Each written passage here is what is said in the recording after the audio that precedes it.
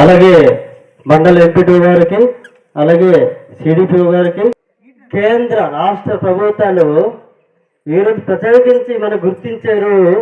అంటే మనం మన అంటే మనకు నిర్వహించమని దయచేసి గమనించాలని మమ్మల్ని కోరుతూ, ఈ సందర్భంగా మిమ్మల్ని కోరుతూ ఒకటే, మనము మన సమస్యలు ఏంటి? రోడ్డు, మంచినీరు, లేదంటే మనకు మన పంట చేసుకోవడానికి కాలువలు కావచ్చు, చెరువులు కావచ్చు, లేదంటే చెక్కుదమ్ములు కావచ్చు, లేదంటే మనకు చిన్న చిన్న సీసీ రోడ్లు.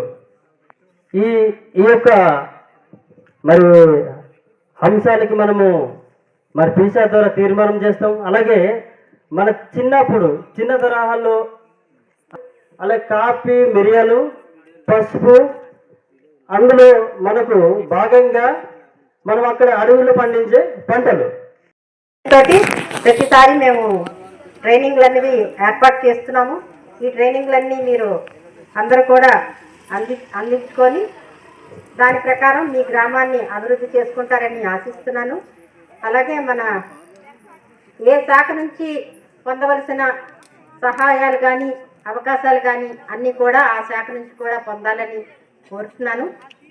మనకి ముఖ్యంగా ఈ గిరిజన ప్రాంతాల్లో అటవీ సంపద అన్నది చాలా వరకు, చాలా సంపద అన్నది అంటే చాలా ప్రొడక్షన్ అన్నది వస్తున్నది.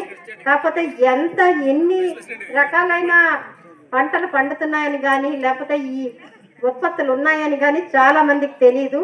ఇవన్నీ కూడా మీరు పైకి పంపించి, అంటే మీ వరకు కూడా ఈ పంట మాది, ఈ హక్కు మాది అన్నది గ్రామంలోకి, అంటే మన జిల్లాలోకి తీసుకెళ్ళి వాళ్ళ దగ్గర సరి అయిన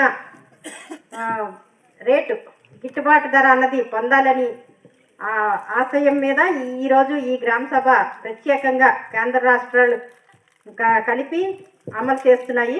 అలాగే మనకి ఇప్పుడు సెంట్రల్ నుంచి కూడా టీం అన్నది వస్తున్నారు.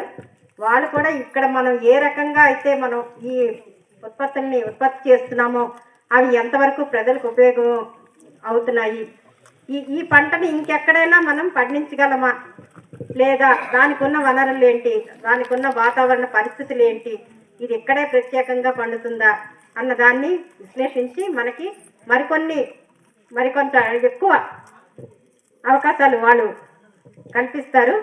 దాన్ని అంతటినీ కూడా మీరు సద్వినియోగం చేసుకోవాలని కోరుతున్నాను.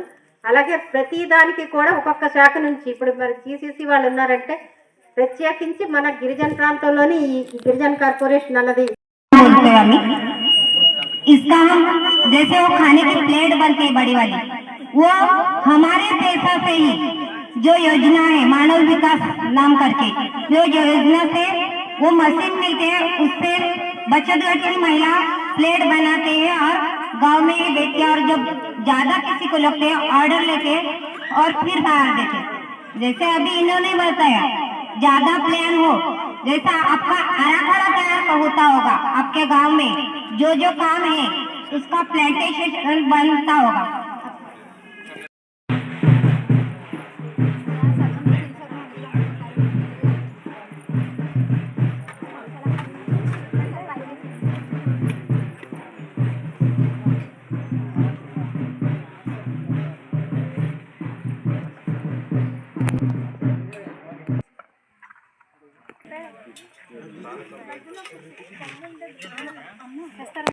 చేస్తారండి లాస్ట్కి 110, 120.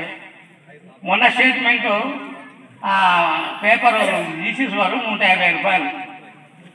గోనె బాస డిపో బాస్తా 30 కేజీలు రావాలి, 500 కొంటామని పక్క దళారి వ్యాపారం. దానికి పోలిస్తే ఎంత తేడా అండి? ఇలాగా మాకు కరెక్ట్గా కాటలు ఒకటి, సరైన గిట్టుబాటు రేట్ ఒకటి ఈ ప్రభుత్వం కల్పిస్తానని నేను అందరి మొక్కలు సభలో చెప్పడం జరుగుతుంది. అలాగే చాలా అవకాశం ఉంది, కానీ టైం అవుతుంది కాబట్టి ఈ పెద్ద చిన్నలందరూ కూడా ఇచ్చినటువంటి అవకాశానికి ధన్యవాదాలండి. సెలవు తీసుకుంటాను. ఈ పంచాయతీ పరిధిలో ఒక బిల్డింగ్ మేము ఇందాక జీసీసీ వాళ్ళకి చెప్పాము, వాళ్ళు కూడా అనుకూలంగా స్పందించారు సార్. చింతపండు అనేక రకాల వాళ్ళ సీడీ రూపంగా పెట్టాము సార్.